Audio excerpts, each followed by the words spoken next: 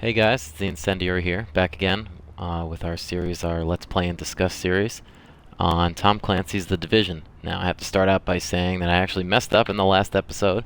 I wanted to go through all the missions in the order of the level, the recommended level to tackle each mission. And I actually messed up and I thought that the Hudson Refugee Camp was sequentially the next mission in the game as far as that is concerned, and it's actually not. It is the Lincoln Tunnel checkpoint. As you see right here, there's a recommended level of 5 for this mission. The mission that I did do, Hudson Refugee Camp, is actually the second mission in the medical wing. There's 3 different wings in your base of operations. I'll talk a little bit about that in a second. But it's actually the second mission in the medical wing that you can accomplish to build up that wing. But as far as all of the missions and their level recommendation, Lincoln Tunnel Checkpoint is the very next one. In this episode, we're going to run through the Lincoln Tunnel Checkpoint on hard, and I'm going to talk a little bit about the leveling process of the Division, some things I like about it, what the end game looks like after you've hit max level and completed everything else. So let's just jump right into it. Here we go.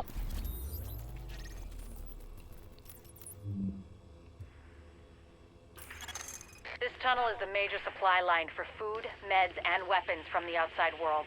But we've got a group of rioters with explosives trying to break through the quarantine there. The JTF garrison is doing its best to hold the line, but they're weakening.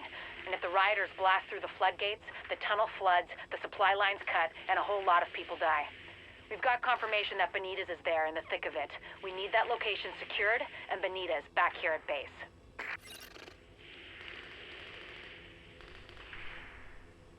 Alright, so there you go. So in the first mission at Madison Square Garden, we rescued Dr. Candle, and now we're going to have to get Captain Benitez. So he will be the part of the security wing. That's that little shield that you see there. That denotes the security wing. And that's an additional part of the base that we can use to build up ourselves and make us a little bit more awesome. So here we go. Captain Benitez requesting immediate support at the Lincoln Tunnel checkpoint. These assholes are storming the blockade. If they blow the floodgates, they could put this whole thing underwater. Alright, so basically he is in the section of the mission that's at the bottom of this hill. I'm going to go and grab this chest right here, see what's in here. It's only a green item, so I'm not going to even bother looting that, because all my items are a lot higher than that. We have to rescue Benitez, defend the checkpoint, and kill the boss at the end, which is essentially what you'll be doing in most of the missions, killing a boss at the end. So what I want to talk about in this mission is, first of all, again, I apologize for the last mission. I'm going to put that up as episode 4. I know I said episode 2, but hopefully I can do a little bit of damage control, and hopefully everybody forgets that I messed up there. As far as I'm concerned, this is now the second episode of our series. I'll fill in the gaps by doing episode 3, which is the third mission, which is the first tech wing mission. But I want to talk about in this episode a little bit about the leveling system, how it works if you're not familiar with it. Clearly, I'm sure a lot of people are familiar with how it works. I want to talk about my experience with it, what I like and dislike, and things like that. There's 2 snipers up here. I'm going to try to dispatch really quickly, though. There goes one. The other one's looking at me, but not going to do much damage to me. I'll go ahead and pulse. So in the Division, currently there is a level cap of level 30. XP can be gained from everything from killing enemies to discovering the collectibles around the map to doing things as a group to helping out civilians, as we did at the end of the last episode. Once you hit the level cap, oh, New Jersey pay toll, that's home for me. I didn't even notice that was there. You can actually go up on here, and I think there's a restock right here. I probably won't need that, but up on top of there, there's some kind of crate or something. If I'm not mistaken, this mission was in the beta too. So anyway, yeah, it doesn't look like there's anything up here. Oh, there is a crate here. Oh, and I can't loot it because I previously have looted that. So yeah. So the leveling system in the Division.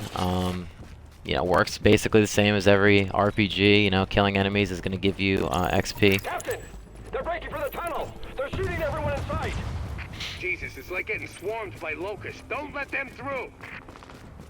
I think that that phrase is a little bit interesting. How they happen to go with getting swarmed by locusts, considering the third-person-based cover shooter, and as is Gears of War, and they're the main enemy in the at least the first 4 Gears of War games, including Judgment. But anyway, so once you get to level 30, which essentially probably will end up happening somewhere between being 80 and 90% of the way done with all the missions, the story missions in the game. I went after some collectibles early on, so I actually leveled up a little bit quicker than some people do. I know there's some people out there that aren't level 30 until the end of the last mission. But anyways, once you hit level 30, you have the opportunity to head to what's called the Dark Zone. I'm going to do some Dark Zone gameplay probably once I finish all these missions. Dark Zone is the PvP area of the game where you can face other players. There's also a PvE element included therein, so I can, in the Dark Zone, I can both fight AI enemies as well as other real-world players. Captain Benitez, this is Faye Loud. We are division agents, and we have eliminated the threat to the perimeter. I'm patching you into our comms so you can direct support to where we're needed. That's good news, but we still got plenty of bad. Some of those bastards made it through and they're planting explosives on the tunnel floodgates. They're trying to get out come hell or high water. If those bombs go off, you know which one we're gonna get. Alright, so the idea here is that they're going to blow up the Lincoln Tunnel, and there's a lot of water above the Lincoln Tunnel, as we know. And if they blow it up, we're going to have water all over the place, and a supply line is going to be cut off, so we need to stop that from happening. So as I started to say, I'm sending one of my people down to take care of that bomb. Cover her ass. she's going to be right here. She's going to help us out. Take your time. Alright. As I started to say, the Dark Zone is a huge component to this game, which kind of makes it a little bit different than other games that I've played, at least in my opinion. Warning. Hostiles inbound. We're going to have a couple waves of enemies coming this way at us. So the Dark Zone lets you both, face the environment and face other players. I'll talk a little bit more in depth about the Dark Zone later, but I really want to talk about leveling. Alert. Hostiles are headed this way. So in the main game, which they call the open world, is where I am right now, where you complete the I don't want to say single-player missions, but because you can play them co-op. The story missions, there's the Dark Zone, which, kind of happens as its own thing. There is a level between 1 and 30. I've got some cosmetic items here. Grab that.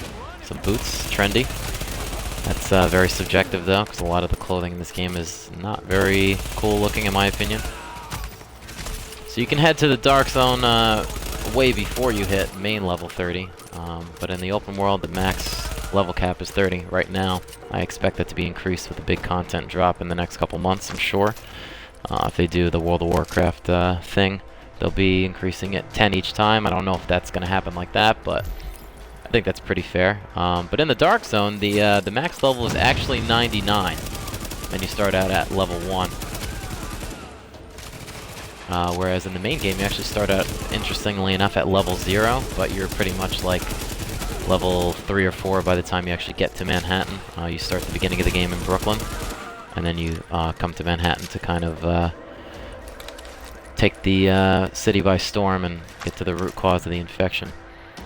So reasons that you'd want to go into the Dark Zone, because you might be saying, oh, well, what's the point of the Dark Zone if you have a totally different level number and there's a different level cap, and, what's the point?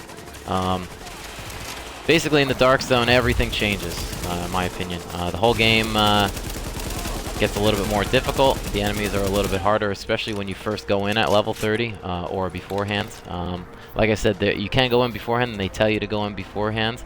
But after you beat the game, they actually come up with a whole message on the screen saying, the Dark Zone is an option for you right now. You should head into it. In the Dark Zone, you have the ability to purchase new weapons and obviously loot better weapons off of higher level enemies than there would be in the normal game. Level 31, level 32, because the max these enemies are going to be, at least on hard mode, is level 30. So there are some safe houses in the Dark Zone that you'll have to discover, and I'll take a look at that in another episode. In those safe houses, you can trade in your Dark Zone credits, which are not going to be the normal credits that you receive here in the open world, which is pretty cool that they have that kind of economy separation, so you can't just come in here and farm a bunch of easy enemies and go into the Dark Zone and buy some great stuff. You have to actually put the work in the Dark Zone. I think they're going to start talking in a second, if I'm not mistaken. No, it doesn't look like it. So in the Dark Zone, you have your own independent level. Everything that you bring into the Dark Zone is going to come in with you, all your gear and all your level and perks and talents and skills, which are things like the pulse and the sticky bomb. Those are going to be skills. He's actually going to be in this room here, but something just happened. I think there's probably an enemy outside that I didn't see. Oh man, I feel stupid now. Yep, if you look on my mini-map, it looks like...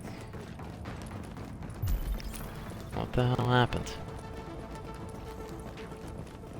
It says no threats found, but there's clearly another guy out here. Yeah, this happens sometimes. Oh, was there another wave that was dispatched? Okay, it looks like another wave came and it didn't trigger the right way. So that was a big waste of time. Sorry about that, guys. So in the Dark Zone, like I said, you have a different leveling system there. When you hit level 30 in the Dark Zone, you're able to buy even higher and better gear from the vendors. When you hit level 50, you can also buy even better gear at that point. Damn it, that was too close. There we go. They don't care who they kill to get what they want. Come on up, and I'll meet you in the control center. So then you can take some of that Dark Zone gear and you can bring it back to the open world or continue to use it in the Dark Zone, etc. When you do hit level 30 also, in the main game, the open world, I'm going to try to use their terminology, you have the ability to play certain missions on a challenging difficulty, not only the hard that I'm playing it on now, where all the enemies automatically scale to 30, level 30. There is a challenging mode where the enemies will be 30, 31, 32, etc. They're extremely difficult to take down, and it's recommended that you play in a group of 4 to get that done. They are pretty darn difficult, I have to say, especially going in there as a new level 30 agent. My suggestion is going to be for anybody who is, max level or decides to, try to see what all the game has to offer. Head to the Dark Zone for a while, get some better gear, run the missions on hard, including the last mission. Gear up a little bit before you try those challenging modes, because I must have failed, probably between 10 and 15 times doing some challenging mode stuff before I found a good group and got some better weapons and things like that. So here's Roy. We're going to talk to him. You gotta rest sometime. Jesus, what we got left. Glad to meet you, whoever you are. Hope we can count on you and yours this time, because This pathway is off limits. I wonder. we got a hell of a fight ahead of us. Listen up. We got good news and we got bad news. Looks like we got division agents for backup, but these guys out there, they just won't let... Uh-oh. It's going down. So I knew that was going to happen. So what we're going to have happen here is they're going to break through. We thought we would be home clear, but I probably should have said that. I'm trying not to leave anything up to a fake surprise. So in the future, I'll let you know what's about to happen. If I remember, I won't hold anything back. As far as the challenging mode missions go, as I mentioned before, they are going to be pretty darn tough. My suggestion is definitely go in with a group of 4 people. Max yourself out, and have people that pick up different spots on your roster. You want to have, somebody that's doing high damage. You want to have somebody that's tanking. You want to have somebody that's more of a ranged person, and you want to have kind of a support person. As time goes on, though, you can kind of limit that down, I would say. Oh man, that's annoying. You can kind of pare that down to just have, like 2 high DPS guys and 2 support guys. And based on the different skills and abilities that you run, you can actually complete some challenging mode missions with... you can do them by yourself. It's very difficult to do that because the entire mission is a no respawn zone. So if you're down and die by yourself, it's over, as I talked about in the first episode. These guys aren't coming out on me. So that's challenge mode. In the new update that's going to be dropping on April, is it the 11th or the 12th? Something like that. I believe it's the 12th. A week from today, the day I'm recording this, we're going to have something called an incursion, which is, my understanding is going to be, it's just going to be a mission that's just a little bit harder than challenging. You know, challenging plus, if you will. And it's going to require extreme teamwork. Agent, your playmates have a sniper positioned ahead. Keep your eyes open.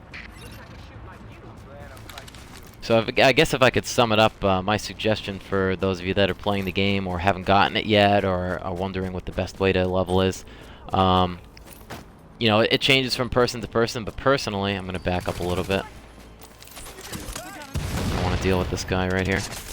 It changes from person to person, but for me, I like to try to experience the entire, you know, the entire story of a game first before I jump into any kind of multiplayer component. I know in this day and age, a lot of people don't do that. You know, the Call of Duties and the Halos of the world and things like that. People will play like the first or second mission and, you know, just jump into multiplayer and stay in multiplayer for a long time. Usually what I'll do is I'll either do what I did with this game, is that I played the whole story, was in the Dark Zone once or twice, but not for very long, and finished everything up here so that I didn't feel like I was missing out on anything. But what I'll do a lot of times in a Halo or a Call of Duty game is I'll play the first couple missions in the campaign to kind of get a feel for it, customize the controls, get that muscle memory for the control scheme, and then I'll move to the multiplayer and then kind of go back and forth once I feel that I have a good feel for the multiplayer also. But some people just play, you know, multiplayer only, which I really don't understand personally. Not to disparage any of those people, but I definitely healed as I was running. I don't know what happened there, unless he hit me. This is the boss right here, so I'm kind of just like stalling. A lot of people just play multiplayer only in a game like Halo or Call of Duty. That I don't suggest that for the Division. It's not going to happen. You're not going to get a full understanding of the game, and your gear is not going to be very good to start out with. I was waiting for this big guy. I didn't know where he was.